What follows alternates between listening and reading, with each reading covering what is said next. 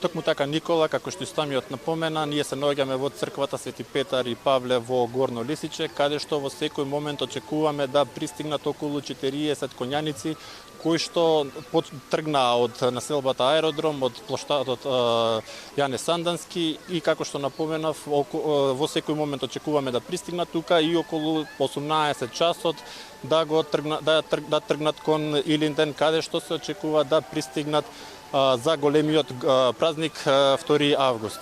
За тоа како течат подготовките и дали се во најдобар ред, во овие вести ќе разговараме со организаторот од Илинденскиот конјанички марш 1978, господинот Пандил Стефковски. Господин Стефковски, кажете ми, како за почеток течат подготовките за овој Илинденски марш?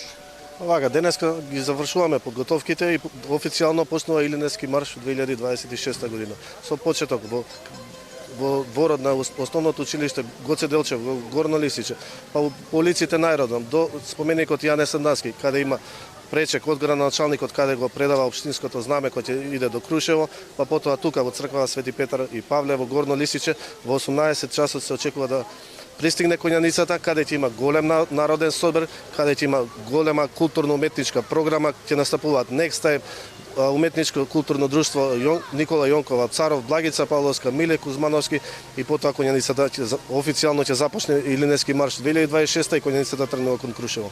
Колку учесници годинава учествуваат во Илинденски марш и дали има бројката е зголемена или намалена во споредба со порано? Па бројката од година на година во рамките на финансиските можности се зголемува. Значи оваа година имаме 40 учесници од најмала возраст од 15 години до 60 години. Оваа година имаме и 5 девојки и така да све во најдобар ред.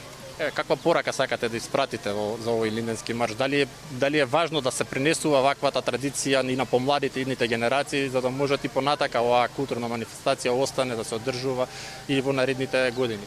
Па ние пораката ја пренесуваме. Значи од секој едно населено место, тргнувајќи тука од Горно Лисиче, преку Долно Лисиче, Велес, Петровец, село Теово, потоа Прилепско, Ропотово, па се до Крушево ја носиме таа порака за обединето, за сплотеност, за да го прославиме сите заедно овој голем наш национален празник во Крушево за 1 и за 2 август на Мечкин камен.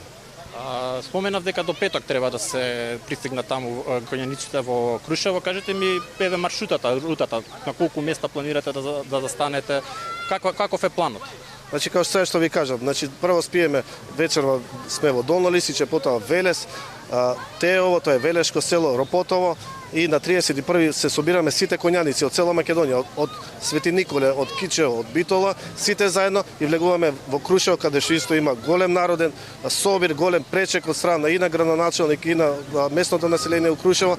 Потоа на 1 учествуваме во одбележување на 1 август кај црквата Свети Никола и на 2 август на Мечкин камен во организација на 10 дена Крушевска република.